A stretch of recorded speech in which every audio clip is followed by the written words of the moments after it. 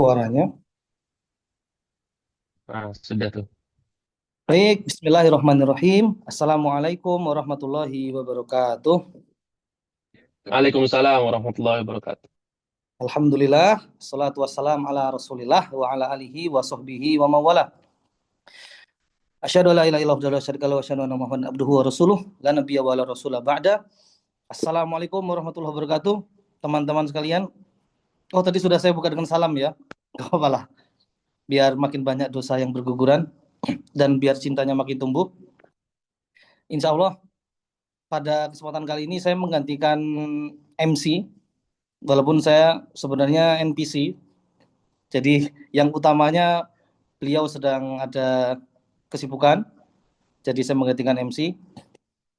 Ya, kalau boleh kita doakan beliau ini yang lagi sibuk ini yang biasanya jadi MC. Jadi memang Allah berikan amanah kebaikan besar di beliau ya, bisa terus-menerus menjadi MC. Masya Allah, Masya Allah. Kemudian juga kepada narasumber kita kali ini, yang Masya Allah, ini beliau ini di antara teman-teman kita sepertinya yang paling banyak bergelut dan paling banyak dan paling lama bergelut dengan dunia anak. Sepertinya beliau ini ya, Masya Allah. Dan temanya tidak jauh juga dari tema ini. Tadi, oh Masya Allah, mohon maaf, ini MC-nya biasanya NPC, jadi lupa judulnya. Tadi kalau tidak salah, ini ada anak, kata-kata anak, pokoknya aku maunya ini. Wah, itu gimana kita menghadapi anak-anak seperti itu? Kan namanya anak itu nggak boleh kita nyalain anak. Anak itu lahir dalam keadaan fitrah. Kalau kita yakin dengan itu, harusnya yakin ya kalau orang Islam ya. Mereka dalam keadaan fitrah kok mereka bisa kayak gitu tuh berarti yang disalahin jangan mereka. Yang nyalain itu yang ada di sekitarnya. Nah, bagaimana harusnya kita menyikapi supaya mereka terjaga fitrahnya? Langsung saja kita serahkan kepada Kakak Fauzi, biasanya dipanggil Kak Fauzi, tapi di sini kita panggil Mas Ustadz Fauzi. Silakan, tafadhol. Assalamualaikum warahmatullahi wabarakatuh. Waalaikumsalam Oke, warahmatullahi teman-teman. Waalaikumsalam warahmatullahi. Terima kasih teman-teman semua sudah bergabung pada malam hari ini dan terima kasih atas kesempatannya untuk sedikit berbagi tentang apa ya? Mungkin hal-hal yang sering saya temui atau mungkin juga eh, teman-teman juga bakal sering temui, mungkin ya. Tapi yang jelas adalah kesempatan kali ini eh, ada beberapa hal yang semoga bisa kita ambil bersama hikmahnya, tidak hanya saya, juga teman-teman semua, dan semoga ini jadi menambah wawasan baru kita, baik atau yang sudah lama juga nggak apa-apa, wawasan lama bagi kita supaya jadi orang tua yang lebih baik lagi ke depan. Oke, alhamdulillahirobbilalamin, salawat dan salam semoga tercurah kepada junjungan Nabi Muhammad SAW sebagai uswah, contoh kita dalam berperilaku, dalam bertutur kata, dan bahkan dalam berinteraksi dengan anak juga. Contoh-contoh dari beliau sangat banyak sekali. Oke. Nah, teman-teman, ini sebelumnya saya mau disclaimer dulu bahwasanya qadarullah saya saat ini belum jadi orang tua. Doakan saja semoga segera diberikan momongan. Kemudian kedua, saya juga bukan ahli parenting, apa apalagi tentang apa ahli psikolog anak gitu ya, bukan. Jadi saya hanya berkesempatan, Allah Subhanahu Wa Taala berikan kesempatan untuk menjadi pertama guru sanggar jenius. Nah, ini sanggar adik-adik yatim. Siswanya sekarang ada 15 anak. Ini sudah berjalan dari 2015. Anaknya gonta-ganti, sanggarnya pun juga sempat ganti.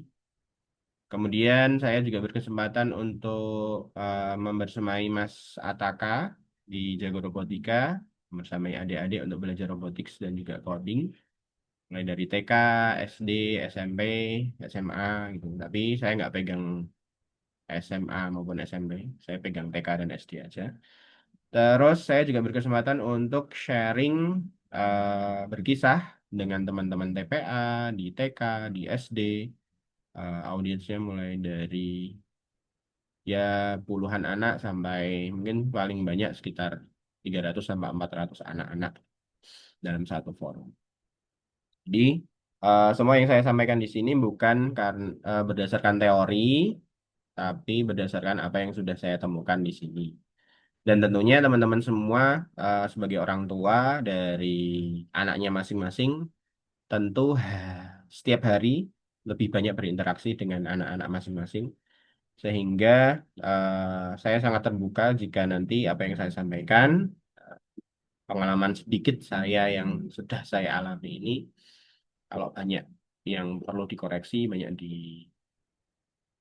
apa ya, didiskusikan, monggo. Saya sangat terbuka. Oke. Nah, ini adalah sebuah eh, hal yang perlu kita pahami bersama bahwa anak-anak itu seringkali tidak sesederhana apa yang terlihat dari perilakunya. Jadi misal dia baru marah-marah, atau dia baru nangis, atau dia baru apalah. Dia bilang, aku nggak bisa, aku males sama ayah, gitu. Ayah nyebelin, gitu, dan seterusnya. Itu mungkin bukan sesuatu yang ya kayak gitu sebenarnya. Tentunya ada banyak hal lain yang perlu kita perhatikan supaya kita tidak terburu-buru untuk menyimpulkan sebenarnya anak ini butuh apa sih gitu. Nah, misal nih kita baru dengar suatu kata, aku nggak mau, gitu. Aku maunya gini. Nah, dia itu sebenarnya lagi pingin apa sih gitu. Kok biasanya kita ajak dia main atau dia biasanya kita kasih makan sesuatu, kok doyan, tapi kok suatu ketika aku nggak mau gitu. Biasanya dia kita elus, kita pegang rambutnya senang, tapi kok tiba-tiba dia bilang aku nggak mau, aku nggak suka, ayah jahat, dan seterusnya. Nah, kira-kira apa sih yang sebenarnya mereka ingin sampaikan? Nah, ini saya masuk ke kisah pertama. Jadi kisah pertama ada seorang anak yang saya ajar les privat matematika. Dia itu sebenarnya privatnya nggak terlalu rutin sih. Jadi dia eh, les kalau mau ujian aja, gitu ya. Nah, menjelang ujian otomatis waktunya juga terbatas. Dia les, kemudian saya cek karena butuh untuk ujian ya, saya tes skill-skill dia di kemampuan matematika gitu ya. Mulai dari makan penyebut, kemudian apa sih kemarin materinya? Kayak rasio, terus perkalian, pecahan dan macam-macam gitu ya. Dia udah jago nih. Pokoknya high level order thinking tuh dia uh, udah khatam lah gampang. Tapi ketika tiba-tiba dia dapat nilai 3. Nah, terus dia kaget. Loh, kok bisa? Terus dia melakukan apa? Dia meremas kertas ujiannya, diremes-remes. Otomatis orang tua juga melihat hal tersebut marah dong. Dan setelah saya periksa, kemarin orang tuanya terus request, Mas, ini mbok minta les yang rutin karena ini dia udah mau kelas 6. Oke. Terus aku diagnosis dan ternyata sekali lagi benar bahwa konsepnya dia kuat, secara matematis dia bagus, pemahaman tentang number sense juga bagus. Misal nih, dia lupa terkait perkalian 8 kali 7, maka dia akan mikir 7 kali 5 ditambah 7 kali 3 supaya jadi 7 kali 8. Ya, number sense-nya bagus. Tapi ternyata kesalahan dia ada di satu hal, yakni dia kurang teliti. Jadi misal cuma penjumlahan sederhana atau perkalian sederhana, dia tuh sering meleset. Nah, itu adalah hal yang ternyata dia kelemahannya ada di situ. Nah, kalau kita sebagai orang tua atau sebagai guru ini fokusnya pada, loh, kok kamu nilainya 3? Nah, biasanya kita kesimpulannya langsung, oke, berarti kamu nggak bisa nih matematika. Padahal setelah saya selidiki, bisa kok dia matematika, bisa kok dia konsep-konsep high level order thinking, bisa kok dia matematika yang susah soal cerita macam-macam gitu. Hanya dia punya kelemahan. Kelemahannya ini adalah di pengurangan, penjumlahan, dan perkalian sederhana. Nah, jadi yang perlu kita pahami bersama bahwa ini dia. Sebentar. Behavior itu nggak setara dengan whole child. Maksudnya adalah apa? Anak bisa salah, anak bisa keliru, tapi jangan kemudian itu dijadikan sebagai label untuk anak. Misal matematika tadi dapat 3, oh lah kamu tuh nggak bisa loh matematika. Atau eh, ternyata anakku nggak jago nih matematikanya, gitu kan. Terus, tapi ternyata kita perlu cari tahu, kok nggak bisa tuh kenapa? Kita perlu cari tahu permasalahannya yang sebenar-benarnya itu apa gitu. Karena hasil atau perilaku dari seseorang anak itu cenderung tidak selalu menjelaskan keadaan anak secara utuh gitu. Jadi eh, label-label itu stop dulu gitu. Jangan kita keburu-buru untuk memberikan label kepada anak-anak kita. Misal suka anaknya suka apa ya? Suka bermusik gitu. Ini salah satu orang tua dari wali murid saya juga cerita. Dia suka banget sama musik, suka dengerin musik, macam-macam. Dia latihan keyboard, zong. Latihan drum, zong. Latihan gitar, zong. Tapi tetap dia tetap senang dengan musik ternyata. Nah, akhirnya sampai dia ketemu dengan namanya bass. Dan dia sangat enjoy dan dia ternyata lumayan jago di bass. Jadi, sekali lagi, jangan dikasih label dulu anaknya. Kita perlu cari tahu dulu pesan di balik kejadian yang ada di anak tersebut. Kalau yang ini tadi soal tentang nilai. Nah, kita harus menghindari kata-kata misal kamu itu bodoh ya gitu. Kamu nggak bisa ya ternyata. Atau nek kayaknya teman-teman yang di sini orang tuanya orang tua yang gentle parenting ya, nggak mengatakan dasar apa gitu, dasar ceroboh atau apa-apa gitu ya. Nah, nggak, tapi insya Allah kita teman-teman yang ada di sini lebih gentle. Nah, nanti mungkin eh, ketika anak gagal dengan suatu hal, tidak bisa menghadapi suatu hal, mungkin kita perlu cari tahu kamu kesulitannya di mana gitu. Kemudian disampaikan juga ternyata kamu itu jago loh, hanya saja kamu perlu melatih apanya. Ini bagian dari jangan melabeli anak dengan sesuatu terlebih dahulu. Lanjut. Oke. Kemudian ini ada sebuah pesan lagi bahwa setiap anak itu beda pintunya. Jadi pertama tadi jangan melabeli anak, jangan terburu-buru melabeli anak. Yang kedua adalah setiap anak itu punya pintu yang berbeda-beda. Nah, selama berkisah dengan anak-anak, mungkin saya baru lumayan aktif di Ramadan kemarin ya. Saya pernah berkisah di anak-anak TK, kemudian TPA, SD. Tuh, ternyata masing-masing punya resep-resep tersendiri bagi mereka supaya mereka tertarik untuk masuk ke dalam kisah. Gitu. Misal kalau untuk anak TK itu kita butuh boneka, kemudian kita butuh ekspresif, kemudian akrobatik, kemudian ceritanya pendek, tidak terlalu pakai kalimat yang panjang-panjang, kemudian ada pengulangan-pengulangan. eh, Kayaknya kalau kita dengerin kok bosen ya. Makanya kalau ada lagu anak-anak dengerin lagu di YouTube itu ya, kita orang tua kok kuwi meneh to Le sik diputer gitu. Padahal bagi mereka itu adalah sesuatu yang menyenangkan dan dari situ mereka belajar lewat itu pengulangan-pengulangan. Kemudian kalau SD besar, kalau mau pakai boneka udah nggak masuk nih. Pengulangan mereka akan merasa bosen.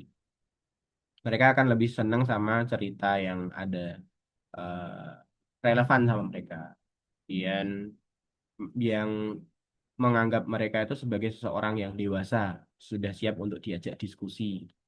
Jadi nggak sekedar menjadi pendengar, tapi mereka bisa dilibatkan aktif dalam kegiatan, dalam bercerita.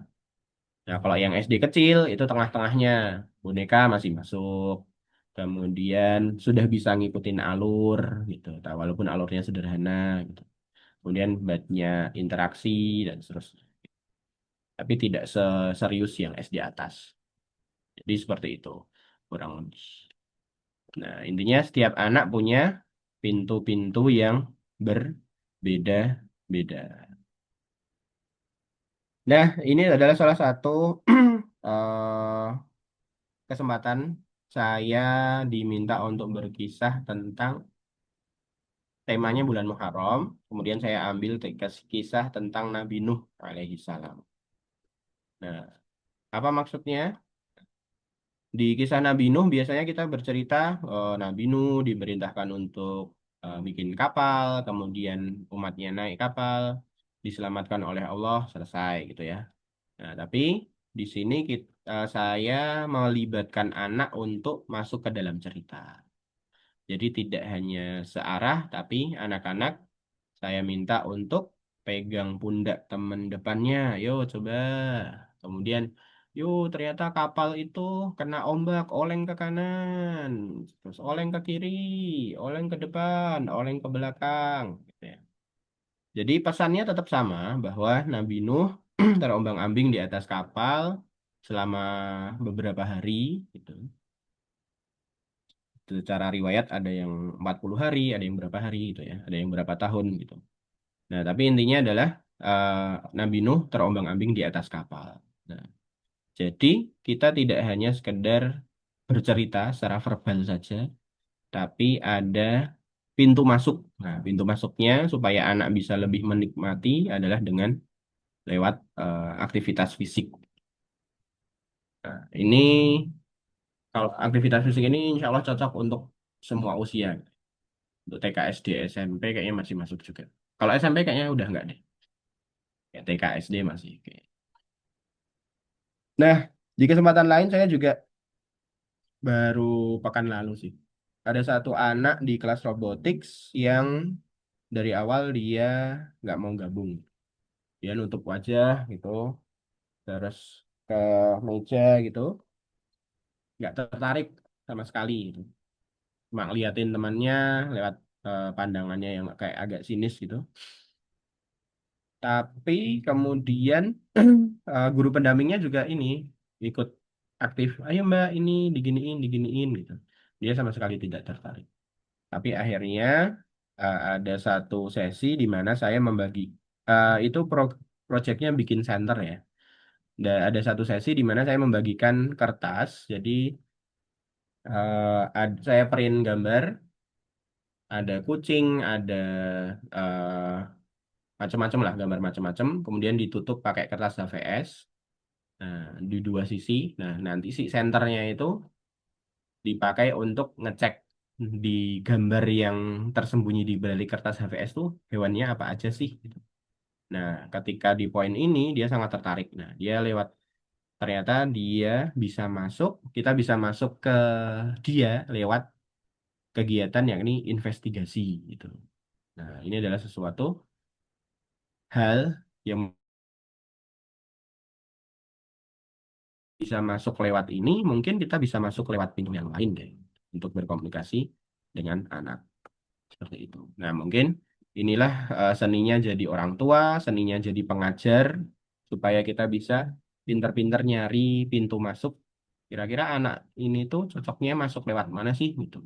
Dan belum tentu pintu masuk yang sama kita terapkan di anak kita atau siswa kita yang sama lagi bisa berhasil lagi.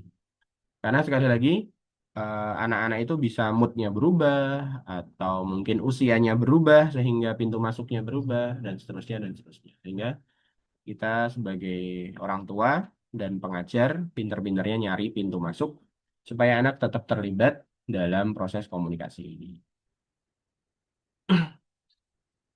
Nah, ini dia. Adil tidak berarti harus sama, gitu ya. Jadi kalau anak-anak TK senang dengan is, maka belum tentu anak-anak SD kelas 6 juga akan senang dengan boneka ventriloquis. Mereka mungkin opo, wiraceto, gitu ya. Nah, tapi intinya adalah kita perlu cari cara unik supaya anak yang kita ajak komunikasi itu bisa terlibat dalam proses komunikasi yang kita sedang bangun. Oke, selanjutnya poin ketiga. Terlalu membantu bisa jadi bumerang bagi kita. Nah, ini eh, pengalaman saya pribadi. Pas saya ngajar anak sanggar 16 siswa, itu fokus materinya di matematika. Yang satu ngerjain penjumlahan, yang satu ngerjain perkalian, yang sana ngerjain pecahan, yang sana ngerjain geometri, dan macam-macam sesuai dengan levelnya masing-masing gitu. Saya, kalau kata tutor saya dari Jepang yang di Shinkanjuku, dulu saya pernah join di Shinkanjuku, saya ini tutor yang terlalu baik. Maksud terlalu baik gimana? Terlalu banyak menjelaskan, terlalu banyak terlibat, terlalu banyak ngasih tahu gitu. Loh, bukannya bagus ya? Kan anak jadi tahu mana yang salah, mana yang benar. Nah, enggak. Tapi ternyata ketika anak salah, saya langsung koreksi. Ketika anak salah, saya langsung turun tangan. Ketika anak salah, saya langsung, enggak gitu, Dek, gitu. Tunjukin kesalahan dia. Akhirnya lama-kelamaan anak-anak jadi nungguin tutor. Anak-anak jadi takut salah. Wah, kalau nggak ada Kak Fauzi nanti aku salah deh. Anak-anak jadi takut untuk mulai. Dah deh, nanti aja nunggu Kak Fauzi datang ke sini. Dan anak-anak akan yakin, nah, aku nanti akan dibantu kok. Mending sekarang aku main dulu. Sehingga sampai akhirnya saya pegang 16 anak, overwhelmed nih. Yang sana minta, Kak Fauzi, Kak Fauzi, Kak Fauzi, Kak Fauzi, gitu. Bahkan saya belum selesai jelasin atau bantu temennya, udah dipanggil, udah didatengin, dan macam-macam. Dan akhirnya saya sadar bahwa ya saya terlalu baik gitu ya. Sedang membantu mereka, tapi dengan cara yang bikin mereka malah nggak mandiri. Nah, ini juga sering terjadi bagi orang tua, bagi kita para pendidik yang bagi kita para pendidik yang apa ya, terlalu ngasih bantuan terlalu banyak.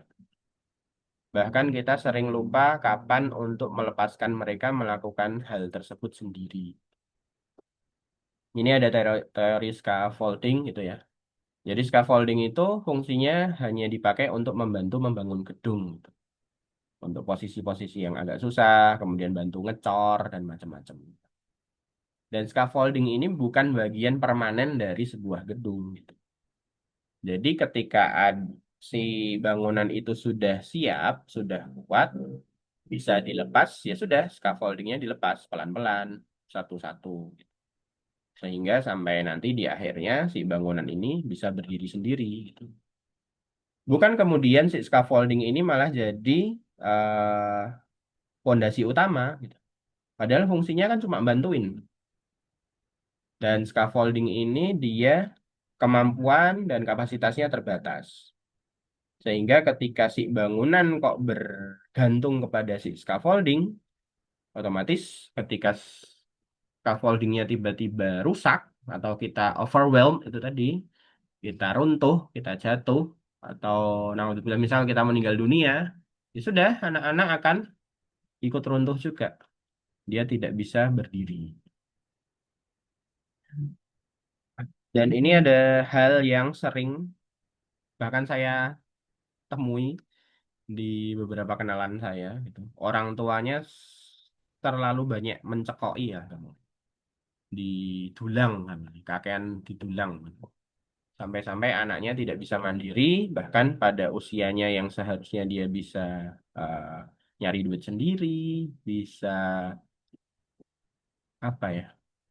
Misal gampangannya misal kayak kelas 1 SD lah. Kelas 1 SD kok belum bisa pakai celana sendiri, belum bisa pakai baju sendiri gitu. Kita menganggap, walah kelamaan, sini tak bantuin gitu. Wah kelamaan, sini sepatu nih dipasang. Kemudian macam-macam lah. Bahkan sampai ada yang usia berapa tahun, 5 tahun kalau nggak salah itu masih ngedot itu juga ada. Atau ada yang usianya anak sanggar saya itu sekarang kelas berapa ya? Kelas 4 SD.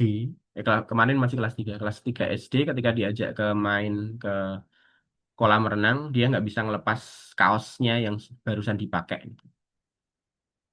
Nah, karena kaosnya basah, kemudian di rumah juga tidak terbiasa untuk melepas pakaiannya sendiri. Itu jangan sampai seperti itu gitu. Kan ya itu tadi, scaffolding adalah sesuatu yang sementara, jangan jadikan dia sebagai permanen. Kita sebagai orang tua, sebagai pendidik harus tahu kapan harus melepas, kapan harus eh, membiarkan anak untuk bisa mandiri. Seperti itu. Oke. Nah, ketika ada suatu kesulitan, kok kita langsung bantu. Ketika anaknya bingung, kita langsung jawab. Ketika ada konflik, kok kita ikut-ikut menyelesaikan. Ya sudah, nanti anak-anak akan sangat tergantung dengan kita. Nah, ini masih berhubungan dengan yang tadi. Bahwa tidak semua hal itu harus kita yang menyelesaikan. Nah, suatu ketika saya mengalami ada anak yang menangis karena dia bertengkar, gitu ya. Pas sanggar nih, tiba-tiba dia nangis, nggak tahu kenapa. Ternyata baru tengkar sama temannya. Saya mendekati dia, saya minta, gimana? Emang tadi kenapa? Gitu. Saya minta dia untuk bercerita. Apa yang dia lakukan? Diem, terus bisu, membisu gitu. Diam 1000 bahasa gitu. Akhirnya karena itu waktunya untuk sholat, anak-anak juga udah wudhu gitu. Saya yang belum wudhu karena baru beresin beberapa berkas. Akhirnya saya tinggal untuk ambil air wudhu. Nah, ketika masuk ke dalam kelas, apa yang terjadi? Mereka sudah bermain lagi, sudah bergembira lagi, saling ketawa, saling kejar-kejaran, dan seterusnya, dan seterusnya.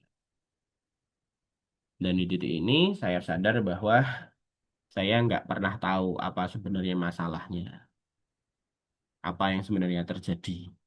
Tapi tiba-tiba udah selesai aja masalahnya. Nah, di sini eh,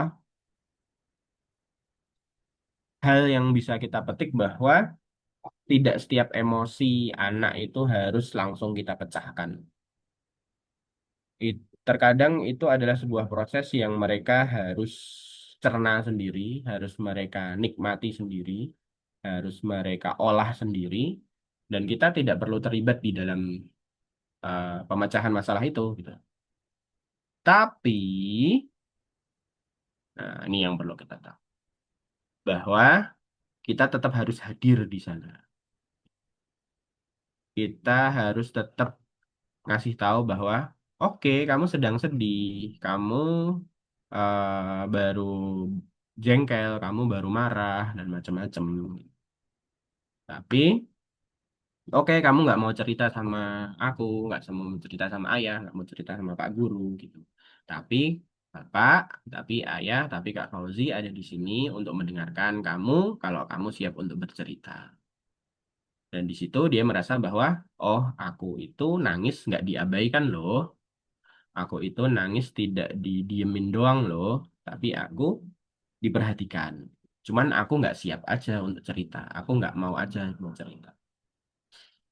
Nah itu. Jadi intinya kita hadir tapi tidak untuk mengambil alih. Kita hadir tapi tidak untuk mengintervensi secara ekstrim gitu ya. Bahkan tidak mengintervensi sama sekali. Tapi intinya kita hadir, kita menunjukkan bahwa kita peduli, kita siap untuk mendengar, kita siap untuk diajak diskusi kalau mereka mau. Dan tapi ternyata di ketika kita ngasih mereka ruang, ketika kita kasih mereka waktu, mereka bisa menyelesaikan masalahnya sendiri. Oke, dari tadi pengalaman-pengalaman terus ya. Nah, ini ada saya masuk satu ayat dari surah Luqman ayat 13. Ini adalah sebuah ayat yang sering banget dipakai di materi parenting. A'udzubillahi minasyaitonirrajim. Wa idz qala Luqmanu li ibnihi wa huwa ya'idhuhu ya bunayya la tusyrik billah inna syirka la dzulmun 'adzim. Dan ingatlah ketika Lukman berkata kepada anaknya saat dia menasihatinya, wahai anakku, jangan mempersekutukan Allah. Sesungguhnya mempersekutukan Allah itu benar-benar kezaliman yang besar. Ya. Nah, kita sering fokus di konten, di isi dari pesan Lukman ini kepada anaknya. Walaupun awalnya tentang syirik kepada Allah, kemudian yang ke belakang ada tentang berbakti pada orang tua dan macam-macam ya di belakang. Tapi yang akan saya garis bawahi di sini adalah tentang ya bunayanya. Jadi kita perlu tahu bahwa cara penyampaian pesan adalah bagian dari pesan itu sendiri. Media is the message. Media is part of the message. Jadi bagaimana kita mengemas bahasa apa yang kita gunakan, kemudian gesture apa yang kita pakai, kemudian mungkin sentuhan atau kondisi atau waktu apa yang kita pilih untuk menyampaikan itu adalah bagian dari pesan itu sendiri. Nah, ini si Lukman ini menasihati anaknya dengan panggilan ya bunaya, wahai anakku. Oh, ya bunaya ini kalau kata Ustadz Adenantera sih tidak sekedar wahai anakku, tapi anak kesayanganku gitu, anak yang apa ya? Cah, sik bagus dewi gitu lah. Anakku yang paling tercinta gitu lah. Seperti itu kurang lebih. Nah, dari sini sendiri kan sudah, oh ini berarti kalimat yang menyentuh perasaan. Dan dari situ kemudian anak-anak akan memperhatikan, oh ini aku sedang diajak ngobrol toh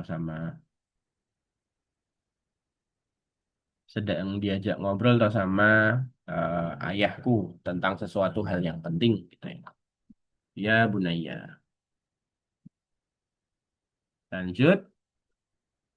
Kemudian ada sebuah kisah dari sahabat Rasulullah SAW ketika Nabi Muhammad SAW mencium Hasan bin Ali. Pada suatu kesempatan, Hasan bin Ali datang, kemudian diciumi sama Rasulullah. Lalu sahabat ini Al-Aqra bin Habis mengatakan bahwa dia punya 10 anak, tapi dia nggak pernah tuh nyium sama meluk mereka gitu.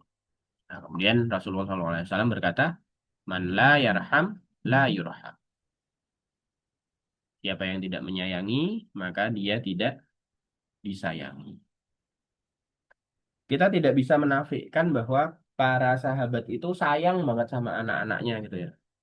Sering memberikan pendidikan terbaik, bekerja dengan baik, si bapak kemudian memilih ibu yang baik bagi anak-anaknya, tentu karena para sahabat ya, bermuamalah yang baik dengan keluarga dan macam-macam. Tapi ternyata hal itu saja tidak cukup, karena ternyata wajah kita, nada suara kita, sentuhan kita, kemudian perhatian kita, kesediaan kita untuk hadir, waktu yang kita pilih untuk ngobrol sama mereka, itu adalah sesuatu yang juga perlu kita perhatikan. Dan itu adalah bagian dari itu tadi, media is part of the message. Dan ternyata tata cara itulah yang menunjukkan kasih sayang kita kepada anak-anak kita. Man la yarham la yurham. Siapa yang tidak menyayangi maka dia tidak akan disayangi. Oke, lanjut. Nah, ini mungkin slide terakhir ya. Slide akhir. Jadi ketika anak itu mengatakan, nih, kamu nggak bisa, terserahlah. Nggak mau cerita, bapak jahat. Nah, ketika saya tanya ini ke teman-teman, mungkin teman-teman akan punya ide. Oh, kayaknya seperti ini deh. Kayaknya seperti itu deh. Seperti ini deh, seperti ini deh. Dan mana jawaban yang benar? Nah, ternyata sekali lagi bahwa kita tidak boleh buru-buru mengira bahwa kita sudah tahu isi kepala anak. Dengan anak mengatakan, dengan anak-anak mengatakan aku nggak bisa gitu. Terus kita langsung berpikir bahwa oke, dia baru malas. Oh, oke, dia harus dipukul. Oh, oke, dia harus diiniin gitu. Nggak terserah gitu. Oh, ternyata dia seperti ini, seperti ini, seperti ini. Dan sekali lagi, kita tidak boleh buru-buru mengira kita sudah tahu isi kepala anak. Jangan kita apa ya, memberi label dengan terburu-buru terhadap perilaku atau kata-kata yang dilontarkan oleh anak. Jangan kita terlalu terburu-buru untuk mengambil suatu kesimpulan. Jangan karena kita bukan apa ya, cenayang, kita bukan ahli ahli bahasa kalbu gitu ya. Karena sekali lagi anak-anak itu belum punya kosakata yang luas untuk mengekspresikan perasaan mereka. Mereka belum punya kosakata yang lengkap untuk menjelaskan kepada kita. Mereka mungkin belum punya keberanian untuk menyampaikannya kepada kita. Mungkin mereka di dalam hati punya punya kalimat, aku tuh pengen nyoba sendiri loh gitu. Aku tuh pengen didengerin loh. Aku tuh aku tuh baru takut. Kok bapak nggak tahu sih? Kok nggak kakak kamu nggak paham sih? Aku tuh belum ngerti soal ini gitu. Kok Kak Fauzi kok gini sih gitu. Aku tuh sebenarnya belum paham. Aku tuh baru nggak siap gitu.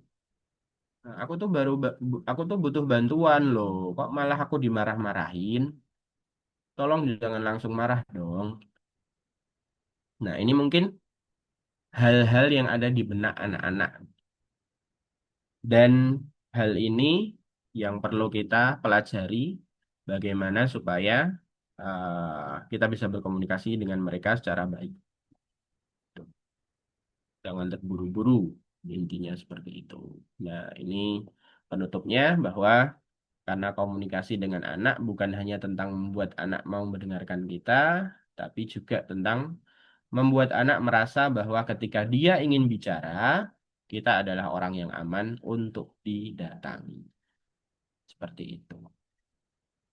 Oke, mungkin itu yang bisa saya sampaikan pada kesempatan malam hari ini. Sekali lagi, saya saya belum jadi orang tua, gitu ya.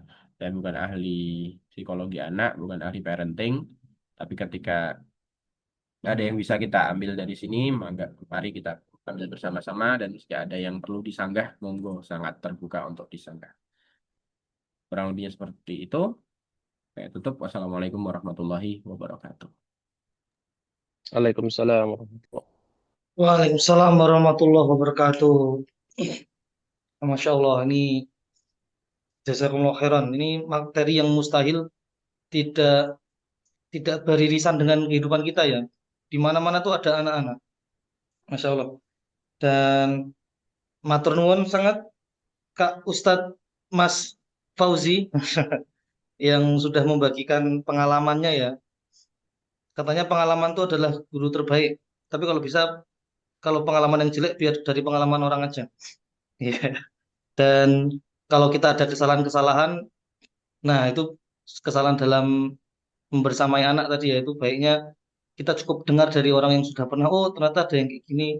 Moga-moga kita nggak mengulangi hal yang sama. Ini kita langsung masuk sesi tanya jawab. Lebih ke diskusi sih. Kalau tanya jawab, Oh iya, diskusi saya, siap, siap, siap, siap, siap. Diskusi, saya diskusi. tanya jawab Dipercaya. nanti tak tanyain ke ChatGPT ya. Iya, iya, iya. Oh iya, ChatGPT itu kemampuan diskusinya yang mungkin masih belum ya. Tanya jawabnya udah bagus ya. Kalau begitu ada satu yang masuk ini. Ini pertanyaannya, diskusinya langsung berat ini. Waduh. Iya, iya, iya. Wah, benar-benar benar. Nyiapinnya dari anak laki-laki dari kecil ya.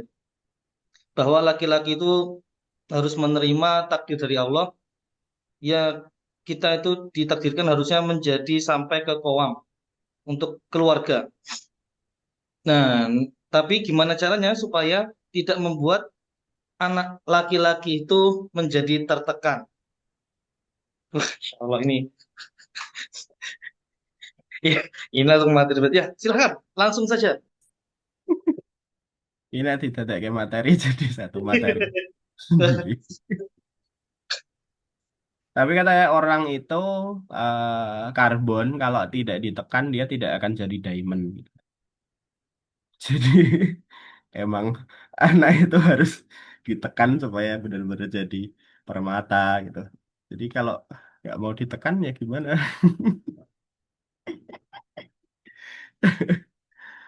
Apa ya?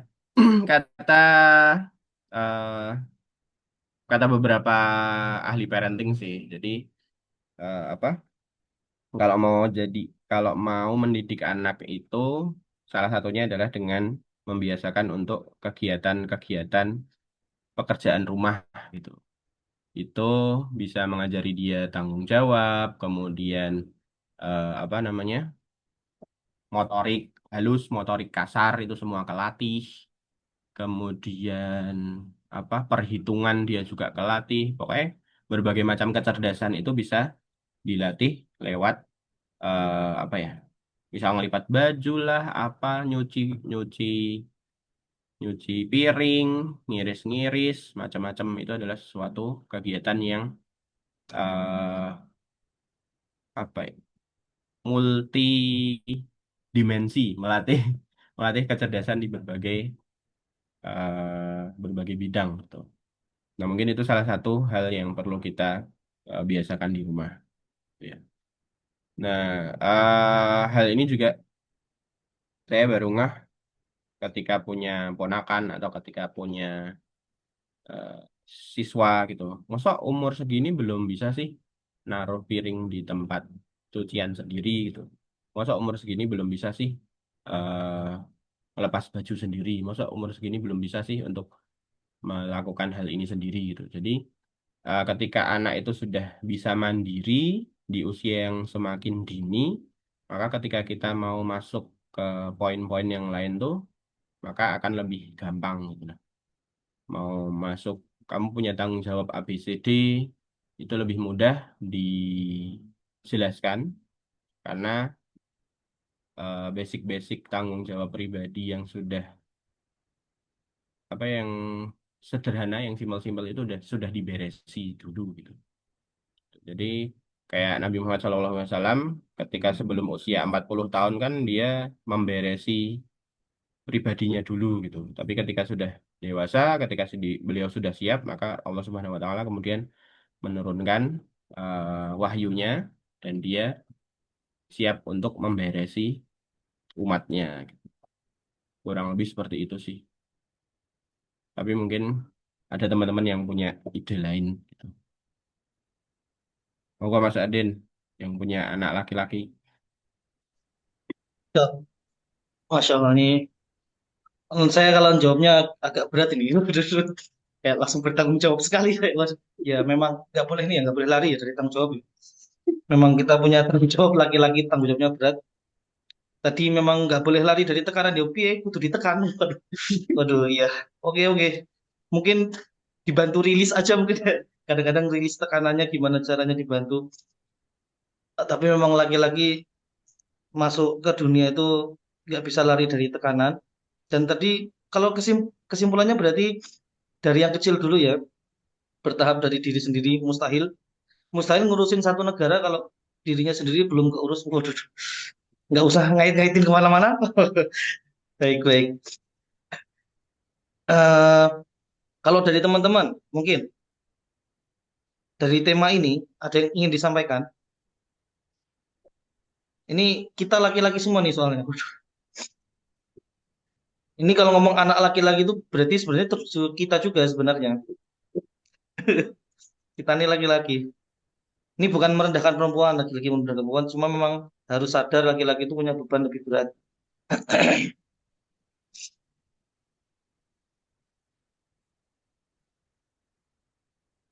Baik, ini kalau kalau tidak ini tidak dari yang lain, apa ya Mas Terlalu Ozi?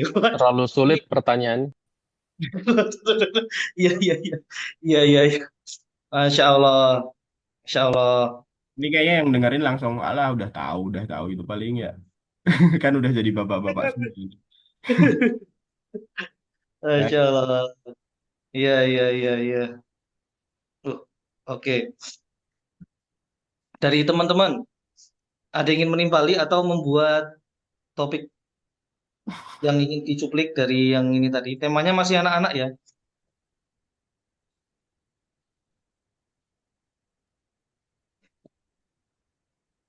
sama mungkin saya tak tanya juga.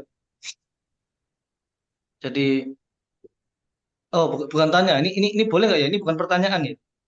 Ini karena tema anak-anak, mungkin sedikit curhat ya, curhat aja. Belum ada yang tanya kan? Belum ada yang angkat tangan, raise hand? Belum, belum. Memang kita perlu teori dan sebagainya ya. Harus, apalagi kalau tadi dan sebagainya itu kalau ngadepi orang yang banyak, itu perlu memang harus pakai banyak pendekatan macam-macam.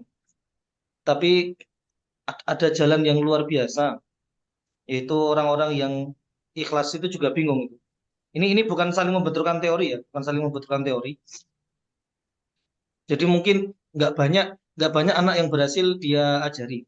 Ya karena keterbatasan kemampuan ya. Cuma kalau Allah pengen derajatnya orang ini naik, misalnya yang anak yang belajar ke dia itu cuma satu, yang cocok ke dia cuma satu, tapi dia itu ya karena nggak pintar dalam berkisah-kisah itu kan sangat ditekan di Al-Quran. Kemarin juga sempat dibawa tema tentang kisah, betapa dahsyatnya kisah itu mempengaruhi seseorang. Nah, dia nggak berkisah tidak bisa, ini tidak bisa. Tapi kalau Allah pengen mengangkat derajatnya, mungkin dia cuma berhasil ngajar satu anak, tapi satu anak itu ternyata jadi orang besar yang beramal besar itu dia dapat amalnya. Itu bisa aja kayak gitu. Walaupun umumnya sunatullahnya ya kalau bisa kita cari yang paling banyak. Jangan kepedean, aku cukup satu aja, satu ini jadi orang besar yang kayak gitu. Nggak terus jadi ke situ arahnya.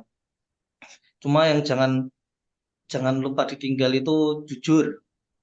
Kalau kita jujur sama Allah itu nanti ada jalan yang tak terduga lah. Ini kalau kepentok tertekan banget ya. Tertekan tapi jujur, tertekan banyak kelemahan kok nggak bisa. Kok nggak bisa ini ya. Itu ya jujur, jujur sama Allah. Yang penting maksimal dulu. Itu kalau sedikit curhat yang yang pernah paling banyak memang Mas Fauzi yang paling banyak ngadepi berbagai macam anak kayaknya. Anak kecil loh, anak kecil loh. Karakternya banyak sekali itu kan pasti banyak lah pengalaman susah loh nebak-nebak itu. Nebak karepe itu susah banget. Iya, nebak pintunya itu susah. Baik, dari teman-teman, Masuk, masuk, boleh. Tadi oh diskusinya silakan. Ataka. Kebetulan saya sebagai AD ya, TNI AD, anak dua. Oh ya, bukan AD Nantera. Dan kebetulan anak duanya ini laki-laki semua yang bedanya nggak sampai 2 tahun dua-duanya. Nah tadi menarik sih pertanyaan dari Aka gitu ya. Kok sudah kepikiran untuk menyiapkan anak laki-lakinya yang masih kecil untuk jadi koam itu luar biasa gitu. Cuman kalau yang kebetulan pernah dapat pertanyaan yang sama dulu. Terus ya intinya yang terus tak praktekin itu kalau di rumah mulai dari hal kecil sih, hal sederhana. Jadi memang harus mulai dikasih tanggung jawab yang baru, terus step by step. Terutama kalau dilibatkan pasti ya, misalnya sepedanya anak-anak rusak gitu. Nah, walaupun anak-anak nggak bisa bantu yang gimana-gimana, tapi sebisa mungkin tuh tak libatkan Pak. Sebisa mungkin entah megangin, kan misalnya lagi pasang standar atau ngeganti standar gitu ya, entah megangin, entah apalah, pokoknya harus sampai dia tahu apa yang dilakukan sama bapaknya gitu. Itu dari hal-hal yang kecil kayak gitu. Sama kalau secara konseptual, itu secara praktikal ya. Nah, konseptualnya yang kalau aku juga dapat dari sesepuh-sesepuh ya, itu intinya eh pelan-pelan, kayak sekarang kan anak-anak di rumah tuh sudah, misalnya sudah mulai cuci piring sendiri ya, tapi dulu tuh dimulai dari pokoknya habis makan naruh dulu di tempat piring, tempat cucian piring. Nanti udah ada yang nyuci kan di rumah. Sampai step by step sampai bisa nyuci piring sendiri gitu. Itu memang pelan-pelan. Nah, tapi yang secara konseptual yang penting juga itu ini, kayak menyepakati apa ya, goal. Jadi kalau yang kulakukan tuh menyepakati goal. Nanti misalnya sudah kelas, nanti kalau sudah umur 7 nanti gini gini gini ya. Tapi itu dikomunikasinya dari umur 4 gitu. Nanti kamu umur 5 udah sebisa mungkin melakukan ini, umur 6 ini, 7 ini, 8 ini, 9 ini. Dan alhamdulillah sih banyak yang kesampaian gitu. Karena kayaknya dia tuh sudah terbriefing dari kecil. Nah itu ternyata penting juga, jadi dia nggak kaget. Jadi sudahlah dilakukannya memang pelan-pelan, terus disepakati dari awal, dan agak-agak VOC sih ya. Targetnya kan aku yang bikin ya, tapi kan sudah dengan berbagai macam literatur dan tanya-tanya gitu. Jadi ya insya Allah yang tak pikir terbaik lah. Karena anak-anak juga belum bisa diajak diskusi yang gimana-gimana kan. Tapi dengan diberitahu dari awal itu ternyata banyak membantu gitu. Karena kayak udah ada komitmen di awal dari kecil. Gitu sih paling. Monggo, monggo. Oke, oke. Jadi benar kata Mas Mustafa bahwa terkadang kita ngelihat kok si ini usia kayak gini belum bisa kayak gini sih gitu. Nah, tapi kita tidak melihat bahwa sebelum bisa melakukan perkalian, maka anak itu harus bisa jago penjumlahan dulu gitu. Sebel karena perkalian itu sebenarnya adalah penjumlahan berulang. Sebelum si anak bisa jago penjumlahan, maka anak itu harus kenal dengan cara nulis, kenal dengan bilangan dulu. Sebelum kenal dengan bilangan, maka anak itu harus bisa menghitung pakai benda konkret dulu gitu. Dan step by step itulah yang kayaknya kecil-kecil, tapi kemudian tidak dilaksanakan oleh parents karena parents sendiri juga terkadang nggak tahu sebenarnya eh, apa sih namanya milestone di usia sekian tuh harus bisa ngapain itu juga seperti tadi Mas Mustafa sampaikan, kadang orang tua tuh juga nggak tahu gitu.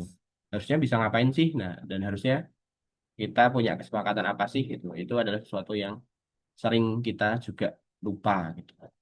Terima kasih banyak Mas Mustafa atas sharingnya. Hai. Baik, Masya Allah. Jadi memang harus dipersiapkan sejak kecil ya. Dari sejak kecil itu sudah dipersiapkan. Ya kalau ini mengingat kisah Rasul ya, yang jelas paling dipersiapkan anak laki-laki yang paling disiapkan di dunia kan Rasul. Itu tekanannya luar biasa dari kecil. Tekanannya luar biasa banget dari anak laki-laki, koamnya disiapkan dari kecil. Gak cuma koam keluarga lagi, koam alam semesta. Dan tapi kayaknya memang perlu ini, ada sosok yang harus Rasul itu walaupun nggak punya ayah, lahir nggak ada ayah dan sebagainya, tapi nggak pernah kehilangan sosok yang membantu menguatkan tekanannya. Jadi tekanannya itu nggak dihilangin, tapi ada yang menguatkan. Jadi bukan berdoa supaya apa ringankan pundak kami bukan, tapi berdoanya itu kayaknya kalau orang berdoa yang benar itu kuatkan kami, bukan minta diringankan tapi minta dikuatkan. Jadi kalau Rasul itu akhirnya meninggal, ternyata ada yang menguatkan kakeknya, benar-benar disayang banget sama kakeknya, dikuatkan dari tekanan itu, terus ada Abu Thalib, bahkan sampai jadi Rasul Abu Thalib itu masih nguatin, jadi tetap harus ada sosok yang menemani tekanan itu. Berarti, aduh, berarti kalau laki-laki kok nggak nekan itu nggak laki-laki ya. Oh, udah. Waduh, waduh, kok nggak ditekan tuh lagi? Oke, oke. Siap, siap, siap. Luruskan, luruskan lagi, luruskan, luruskan. Secara natural laki-laki senang dengan tekanan. Iya, iya, iya. Oke, oke, Masya Allah. Wah, nih ada dari Mas Fajar ini.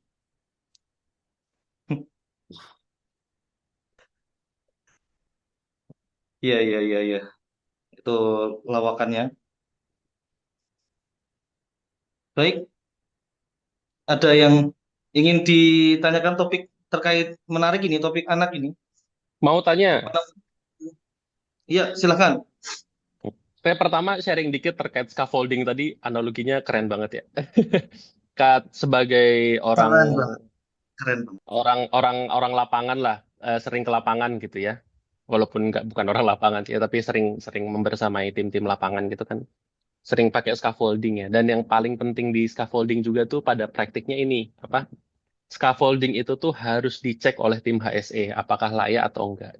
Ini biasa ada tag tuh, kalau tag tag merah ternyata scaffoldingnya kan dibangun ya, scaffolding kan dari ya ada pipa-pipa, ada apa namanya, ada asiba-asibanya itu.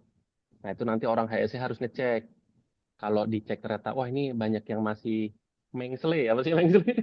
Masih lemah gitu ya, join-joinnya nanti dikasih tag merah, jangan dipakai dulu. Kalau sudah oke, oh dikasih tag hijau berarti udah boleh dipakai. Jadi apa ya, sekalian nambahin ini sih, nambahin pemikiran bahwa yang sebagai scaffolding pun juga harus memastikan bahwa scaffoldingnya itu siap untuk digunakan. Itu sih. Nah, itu renungannya. Untuk pertanyaannya, jadi gini, ini case sih. Case ada, aku tahu secara personal nih. Ada satu orang perempuan. Si perempuan ini dari kecil tuh dipondokin lah gitu. Terus keluarganya tuh agamis. Dia anaknya anak ketiga dari empat dan punya kakak dua laki-laki perempuan cukup lengkap. Dua-duanya jadi pengajar agama gitu. Orang tuanya agamis nggak kekurangan dengan figur ayah, figur ibu gitu ya. Kayaknya sampai sekarang masih hidup deh dua-duanya juga.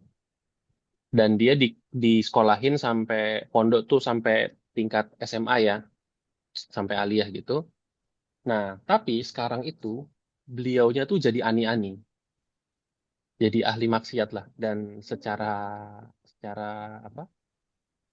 Secara praktis dia ya jadi ani-ani gitu, jadi simpenan orang. Nah, kalau ngelihat kayak gini, aku juga agak bingung ya, kok bisa sampai kayak gitu gitu. Nah, kalau menurut Mas Fauzi nih, sebagai yang sekarang si orang itu sudah usia kuliah gitu. Nah, dia jadi ani-aninya tuh pas kuliah, mungkin kuliah akhir, 20-an awal mungkin usianya. Nah, apa sih yang sebenarnya salah gitu kira-kira? Soalnya kalau dilihat dari keluarganya baik-baik, bahkan kakak iparnya tuh polisi dan polisi yang cukup oke ya maksudnya, bukan aneh-aneh. Nah, apa nih yang salah? Kenapa si perempuan yang dari kecil dididik secara agamanya juga bagus, dipondokin sampai SMA, sampai aliyah, keluar, kuliahnya di tempat umum gitu ya, universitas negeri, tapi kok malah jadi ya dalam tanda kutip ahli maksiat gitu. Kira-kira apa yang salah kalau dari pengalaman? Matur nuwun. Ya, Mungkin langsung saja. menjawab dengan kisah lagi ya. Kisahnya Musa Samiri. Jadi Musa alaihissalam itu kan dididik di dunia, di kerajaannya Firaun ya, dengan berbagai macam kemusyrikan dan macam-macam gitu. Sedangkan si Musa Samiri ini dia dikisahkan dia itu dididik oleh malaikat Jibril langsung gitu. Dan tapi ternyata di akhirnya si Musa Samiri ini malah yang mengajak Bani Israel untuk menyembah berhala patung anak sapi dari emas itu.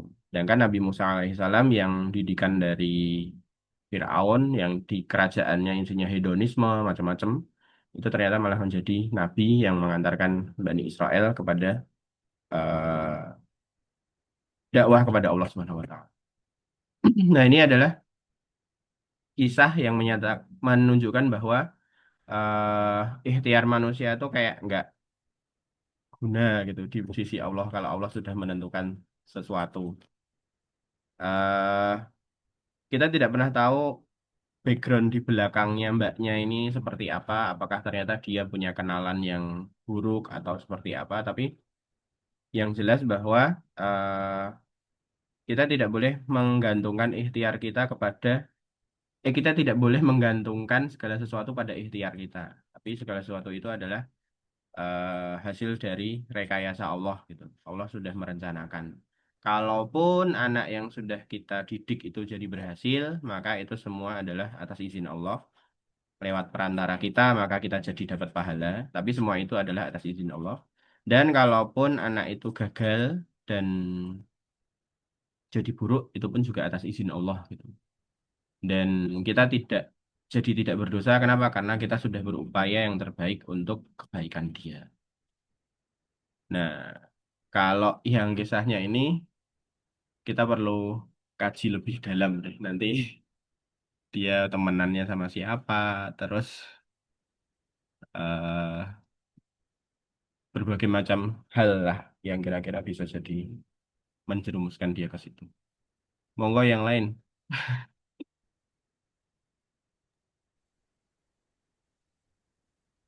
Mungkin izin mengulangi scaffolding tadi ya, berarti scaffoldingnya itu nggak cuma orang tua ya, banyak sekali scaffoldingnya itu ya, yang mengaruhi bangunan. Walaupun paling besar mungkin scaffoldingnya orang tua, cuma scaffoldingnya harus di cross check ternyata ya. Kalau tadi kan ada HSE, saya juga baru tahu, oh, apa lingkungan tuh masuknya ke sini mungkin ya, faktor-faktor lain pertemanan apa.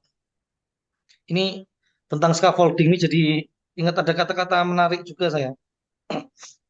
Apa dulu dari temen, jadi gimana orang mau bayangan itu jangan pernah disalahin kalau dia bengkok. Gimana mau dia lurus kalau bendanya aja bengkok dari awal.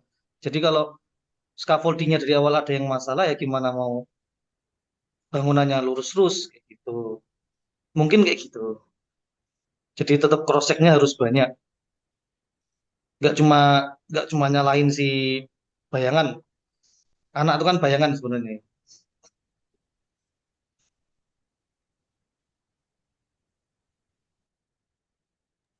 Itu mungkin kalau dari yang lain, Mantap, mantap.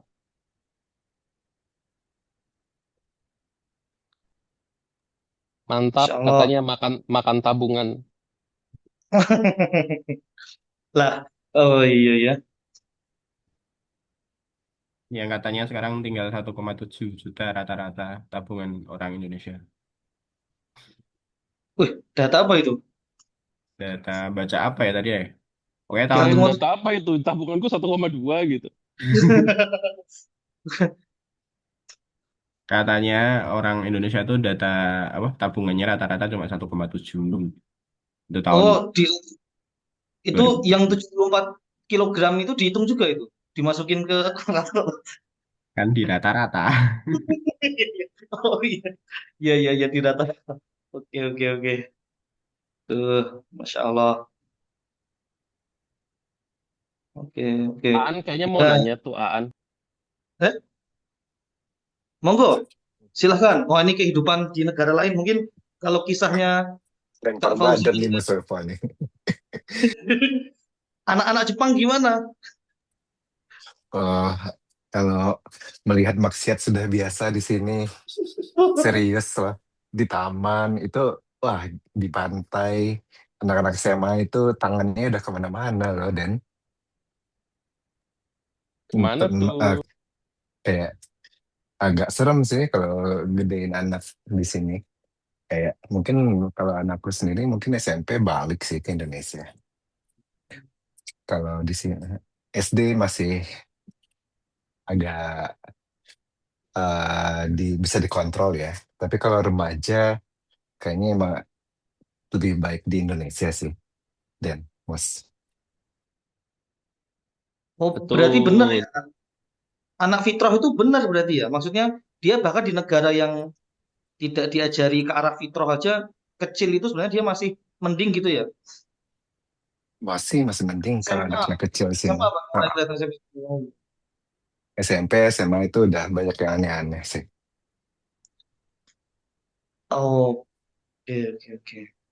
Sorry, Aan putra putri di berapa Put- jumlahnya? Putra, Usia putra, berapa? putra, putra, putra, Mas. Oh, Dua. putra putra. Usia berapa sekarang, Aan? Yang satu 5, yang satu lagi 1. Jadi yang Masya awalnya Allah. itu yang anak pertama aku itu TK ini, TK Jepang, Mas. Cuman kayak setahun pertama itu kayak masih ini ya, masih pergaulannya itu masih kan baru ya, masih penjajah. Gimana sih TK Jepang gitu. Ternyata, tapi setahun itu kayak belajarnya itu udah kayak ikut-ikut temen, terus kayak yang diajarin aneh-aneh gitu. Akhirnya aku pindahin. Yang Nggak bisa. diajarin sama teman-temannya atau sekolahnya? Dua-duanya. Kalau awalnya itu aku pikir kayak, oh kalau teman masih oke lah ya. Tapi kalau yang udah sekolahnya, sekolahnya itu kayak sekolah biasa sih. Maksudku sekolah, cuman kayak misalnya festival Tanah Bata gitu-gitu. Kayak agak susah ya sih filternya. Terus yang terakhir ke-trigger banget aku itu saat eh, kalau kita bacaan buku kita kan kayak ada mineng ya biasanya ya. Kayak bacaan buku anak-anak kita itu biasanya di belakangnya itu ada mineng. Nah, ini ke- yang diajarin di sekolahnya itu jadi ada buku dibikin teater, terus kayak eh, ceritanya itu kayak ini apa sih yang diajarin sama anak-anak. Akhirnya aku putusin pindah sekolah. Kayak aneh gitu. Kalau kamu baca buku anak-anak Jepang di sini udah dikenalin kayak obake itu kayak hantu-hantu gitu, kayak apa sih ini gitu. Nah, itu preferensi aku sebagai orang tua ya. Soalnya kalau aku tarik waktu masa kecil dulu itu kayaknya waktu kecil aku nggak diajarin yang aneh-aneh kayak gini. Maksudnya hantu gitu-gitu secara buku nggak baca. Ini malah dibikin teater gitu-gitu. Gitu sih. I see. Tapi setelah pindah sekolah, aman. Maksudnya berarti itu oknum sekolah ya, dalam tanda kutip bisa dibilang oknum sekolah ya. Oh Atau enggak, in memang rata-rata general. sekolah di sana kayak gitu? In general, Mas. Jadi aku pindahinnya ke sekolah Islam jadinya di sini. Jadi ya TK-nya TK Islam gitu. Jadi walaupun agak ini ya, walaupun jadinya agak ketarik, soalnya kan ketarik sama experience Jepangnya, tapi ya nggak apa-apa lah, lebih mending daripada dari awal udah yang dibilang ada yang tadi daripada dibilang kalau bayangannya bengkok, padahal badannya bengkok gitu kan. Kalau dari kecilnya udah kayak bengkok, agak susah nanti dilurusinnya nanti pas SD gitu. Banyak cerita yang udah sepuh-sepuh di sini. Kayak anaknya udah SD, tapi kayak malu-malu sholat gitu. Banyak, Mus. Kenapa kamu sholat? Kenapa orang Islam sholat? Emangnya orang Jepang nggak sholat, nggak orang baik? Nah gitu. Kayak gitu-gitu, gimana jelasinnya? Itu kayak Kalau dari waktu kecil ditanyain teman, pressure sosial lah gitu, sosial pressure lah gitu. Gitu ceritanya, Mas. Itu suruh baca bukunya ini Mas Ataka.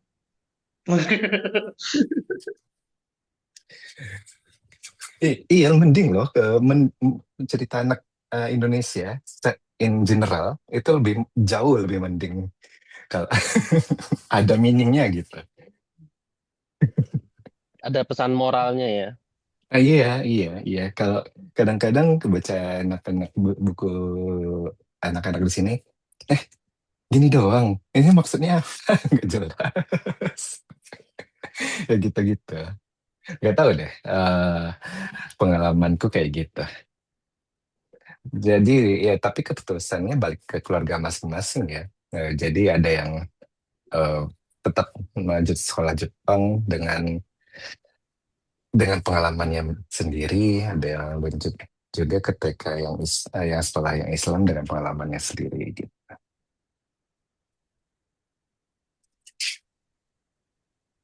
Masuk, masuk. Berarti buku-bukunya kan kayaknya kalau Ataka tuh anaknya ini Pak ya, yang yang paling pertama itu, Duh, lupa namanya maaf Kak. Siapa? Aduh. Bisa. Kalisya. Nah, nah itu kayaknya udah mulai tanya-tanya kayak gitu. Untung untung orang tuanya Ataka ya. Jadi jadi agak nyaman gitu loh. Kalau pertanyaan aneh-aneh gitu ya. Masya Allah. Hmm. Cuma cuma berarti tadi ada yang menarik nih. Yang tadi kamu bilang kan. Jadi Apa? mereka dengan inputan kayak gitu aja itu kan kamu nilai tadi masih mending masih agak fitrah dikit lah. SMP SMA baru apa? Baru agak mulai nyelenehnya. Jadi masih ya masih agak mending lah SMP SM apa SD tadi loh. Walaupun bukunya udah aneh-aneh, anak itu Hmm. masih tetap belum langsung belok sekencang itulah, belum langsung keluar jalur sekencang itu. Berarti Iya, kalau anak kecil kita itu berperilaku baik nggak usah kegeeran. benar, Itu nggak benar, usah benar. kegeeran di lingkungan Jepang yang begitu aja, apalagi di Indonesia ya. Jadi orang tua tuh nggak boleh terlalu GR, harus yang kita harus waspada itu nanti kita lihat mereka didiknya kayak gimana. Iya, Kan iya. kadang ada orang langsung seneng banget lah. Wah ini bisa gini nih karena masih kecil. Yang harus dihati-hati itu pas beneran cobaannya tuh pas SMP SMA mungkin ya. Iya, gitu. Oke. Serem ya? Waduh. Aku ngelihatnya agak serem sih di sini. Oke, oke.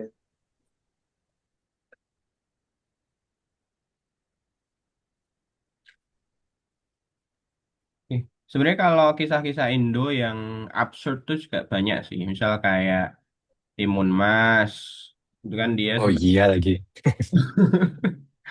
orang yang ngutang tapi nggak mau nyaur utang itu kan, malah sok playing victim. Terus ada kisah yang apa? Kancil.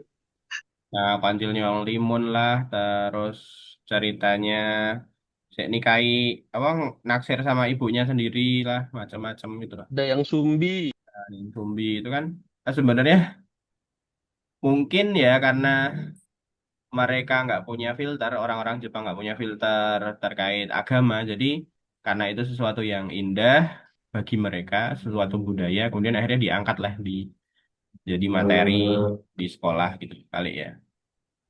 Iya mungkin. Kan nilainya beda ya. Betul betul. Tapi aku tadi Tapi mencermati itu tuh bener juga ya. Di Indonesia tuh kita nggak mengalami kalau misalnya sholat terus anaknya kena pressure kan. Iya, Bener juga ya. betul. Kalau di sana bisa jadi kena pressure ya karena ditanyain. Iya. Iya. Jadi ada Terus pengalaman juga cara-caramu menanggapinya gimana, An? yang Kamu mana? bilang apa ke anak? Ya Yang itu mana kalau misalnya yang sholat. yang yang sholat terus nanti ada orang lain terus nanyain. Ya kan emang Oh, kalian pikir oh kalau belum. orang-orang Jepang nggak sholat? Oh belum. Kalau TK kan ini ya belum belum sampai ke sana. Tapi kalau yang cerita yang sholat itu teman-teman, maksudnya tetangga-tetangga di sini yang anaknya udah SD gitu. Dan jadi ke pressure, jadi kenapa sholat? Eh, Dan yang akhirnya kenapa tahu anak itu nggak sholat, malah dari guru SD-nya. Jadi udah difasilitasi sama sekolah Jepangnya. Kalau mau sholat di sini bisa gitu kan. Nah, ternyata si anak-anak anaknya ini nggak sholat-sholat, di dikasih tahu ke orang tuanya. Terus orang tuanya ngobrol, kebuka lah cerita itu. Ternyata dia nggak sholat-sholat karena kayak malu sama teman-temannya gitu. Bayangin tuh, Mas. Malu sama Iya, teman-temannya. soalnya anak kecil tuh yang tak lihat ya, dia ngerasa beda aja tuh nggak nyaman buat dia. Iya, Nah, makanya benar. termasuk kalau misalnya teman-teman yang nggak sholat, terus dia kayak harus sholat sendiri, sementara kan mungkin otaknya belum nyampe untuk memahami Tuhan ya, untuk punya kewajiban sholat. Sementara kita orang tua maunya membiasakan gitu. Itu memang Iya, tricky sih. Itu juga belum belum tahu tuh kalau dapat case kayak gitu gimana. Ya semangat terus An. iya, thank you. Ke semuanya lah, kan sholat semua anak, Mas.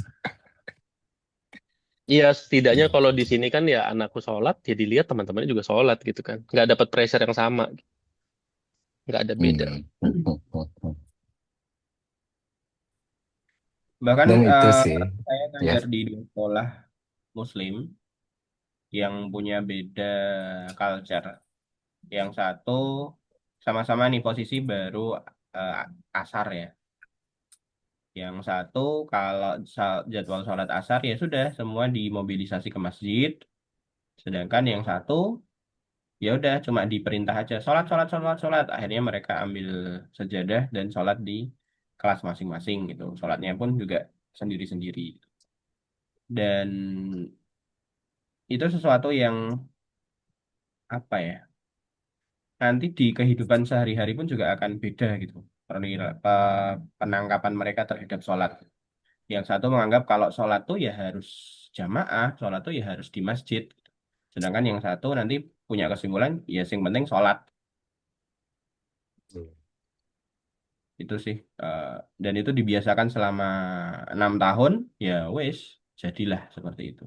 Apalagi ini di sekolah yang tidak kayak di Jepang itu tadi, yang teman-temannya nggak sholat. Di kemudian kalau ada yang sholat merasa aneh dan seterusnya. Itu berlangsung selama 6 tahun, ya itu yang akan mengakar dalam bagi siswa ke depan. Iya, dan lagi yang dibilang Aden tadi ya, otak anak itu kan fitrah, masih fitrah. Kalau yang aku perhatiin waktu di setahun pertama di TK Jepang itu kayak dia hafal semua kayak lagu-lagu anak Jepang di sini gitu-gitu kan. Pada terus padahal itu informasinya nggak salah, tapi kalau aku tarik lagi ke diriku waktu kecil dulu, itu yang kayak dibanding lagu Jepang lebih baik ngapalin Jus 30 misalnya, atau Asmaul Husna misalnya. Kan otaknya masih seger ya, masih mudah nangkepnya. Jadi di saat kecil itu adalah momen paling baik untuk merekam yang baik-baik gitu. Siap, siap. Moga-moga kita juga jadi rekaman yang baik lah. Aduh, Hmm, iya benar. rekaman mata. Yang tak tak diajarkan tapi terajarkan kan kita. Dia ngelihat kita. Iya, iya benar lagi. Iya, iya. Masya Allah, Masya Allah. Baik, ini sampai lintas negara ya, kondisinya kayak gimana anak-anak di situ ya. Belum kalau ada di negara itu baru negara yang ini doang loh, masih masih agak netral ya. Itu kan nggak sampai memusuhin Islam. Gimana kalau ada teman kita yang di negara yang ya sebut aja Palestina atau negara-negara yang menunjukkan Islam malah di waduh, lebih berat lagi berarti. Di posisi netral aja udah seberat itu ya.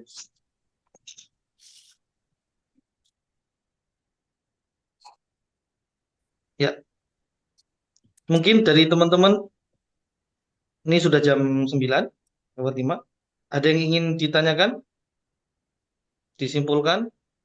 Kalau tidak, biasanya MC yang menyimpulkan ya. Mohon maaf, karena itu kebiasaan MC yang biasanya. Kalau saya lempar lagi ke pembicara saja untuk memberikan kata-kata terakhir sebagai penutup kegiatan kita pada malam hari ini. Ya, khususnya ketika bertemu, gimana nih kita kalau bertemu dengan anak-anak. Saya serahkan ke Mas Fauzi, Mas Ustadz Kak Fauzi, silahkan. Mungkin ini aja ya, intinya adalah kita sebagai orang tua, sebagai pengajar harus sadar bahwa di kita itu tidak sempurna. It's okay to be wrong. Nggak apa-apa salah, nggak apa-apa melakukan kekeliruan. Tapi yang jelas adalah kita perlu sadar bahwa kita harus memperbaiki diri dari hari ke hari. Nggak apa-apa kita salah memahami bahasa yang disampaikan oleh anak. Nggak apa-apa kita salah menyikapi tindakan-tindakan anak. Nggak apa-apa, gitu. Tapi jangan sampai kesalahan yang sama itu terulang, gitu. Jadi teruslah belajar, teruslah berproses menjadi pribadi yang lebih baik, jadi orang tua yang lebih baik, jadi pengajar yang lebih baik. Itu saja yang bisa saya sampaikan. Monggo kembalikan ke Mas Ade Nadera. Baik, Masya Allah. Jazakumullah khairan pada Kak Ustadz Mas Fauzi sudah memberikan materi, Insya Allah ya. Ini harusnya ada di pelajaran sekolah, materi-materi kayak gini. Harusnya kalau yang bikin kurikulum tuh ini masuk ke pelajaran penting, ya, tentang bagaimana menghadapi anak dan ini pelajaran penting harus. Ya, itu saja kita akhiri. Moga-moga Allah berkahi pertemuan kita ini. Moga-moga Allah berkahi umur kita. Kita cukupkan dengan baca doa kafaratul majelis. Subhanakallahumma wa bihamdika, asyhadu an la ilaha illa anta, astaghfiruka wa atubu ilaik. Akhirul kalam, wassalamualaikum warahmatullahi wabarakatuh. Waalaikumsalam warahmatullahi wabarakatuh. Terima kasih Dan, terima kasih Ustadz Fauzi.